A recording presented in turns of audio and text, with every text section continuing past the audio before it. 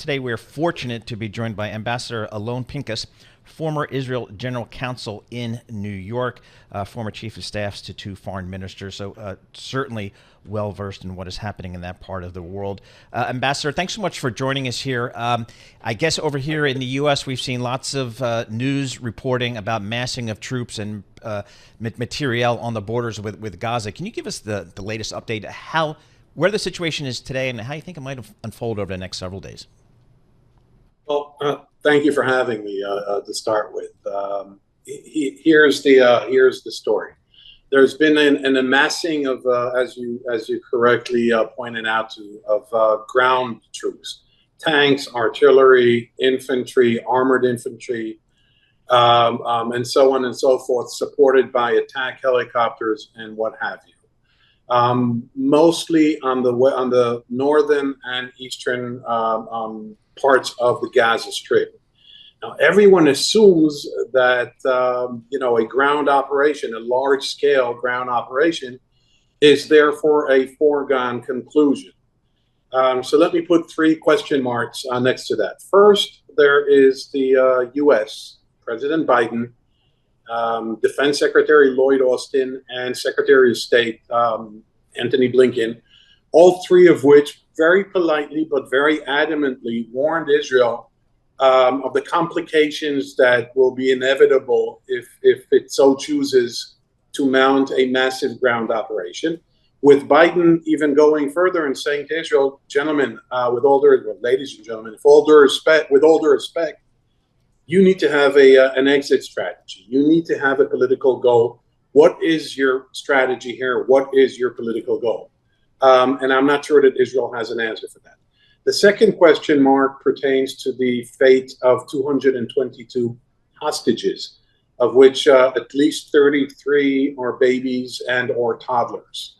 A ground operation could endanger them. A ground operation could seal their fate in the most negative consequence, in the most negative of circumstances. So I don't know necessarily that a ground operation is conducive to secure their release.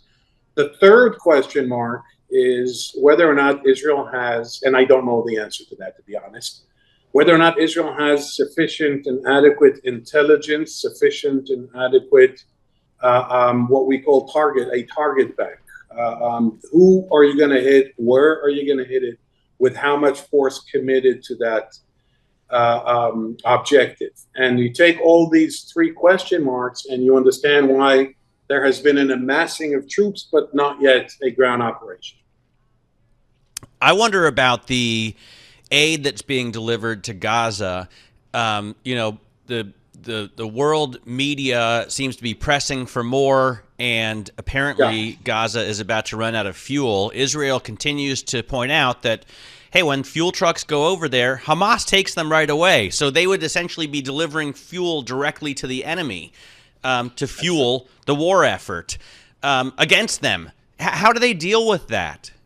It's a major problem because that fuel is used for the generators, who are then used for the launching of the some of the rockets that Hamas and the Islamic Jihad, its sister organization, have. Of course, they also need fuel to run desalination plants and hospitals, right?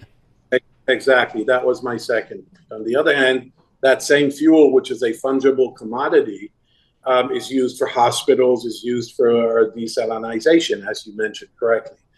And so the idea is that only a limited number of convoys will go in, most through the southern tip of the Gaza Strip, which actually borders Egypt rather than Israel.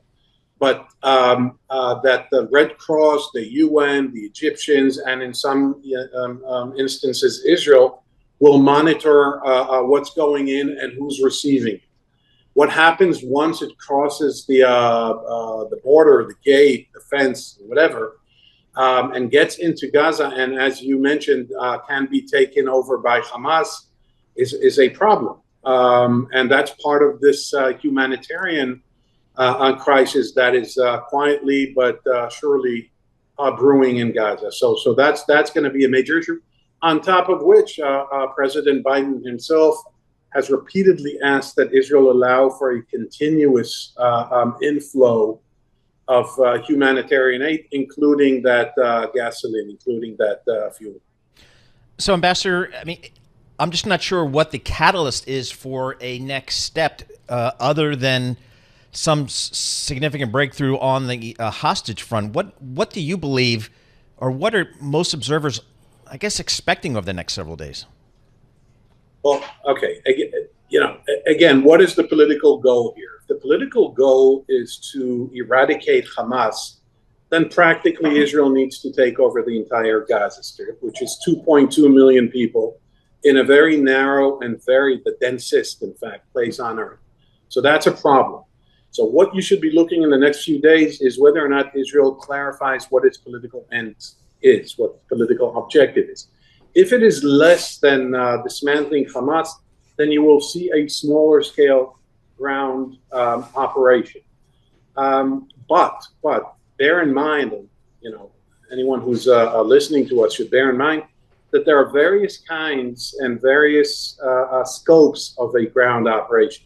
It could be small incursions by small units. It could be medium-sized incursions, in and out, go in, destroy, get out.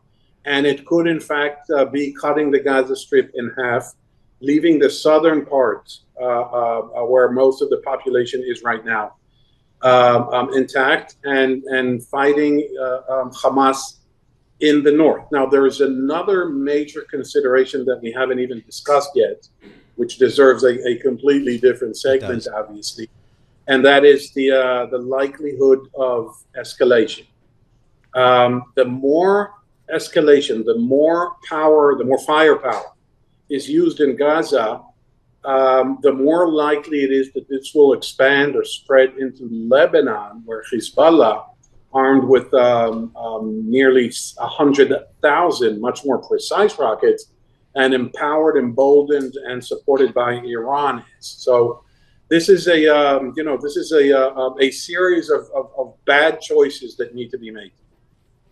So just 30 seconds left, Ambassador. What is the status with Lebanon right now? Well, there's a ping pong of an exchange of fire going on for the last 96 hours, for the last 4 days. My biggest fear is that there will be an escalation as a result of a miscalculation. That someone will think that someone is planning something that the other side didn't really plan, and the response would be disproportionate, and that would entail a similar or equal disproportionate response, and before you know it, hell breaks loose. Yep, right now, everyone is poking everyone, but it's not an escalatory yet.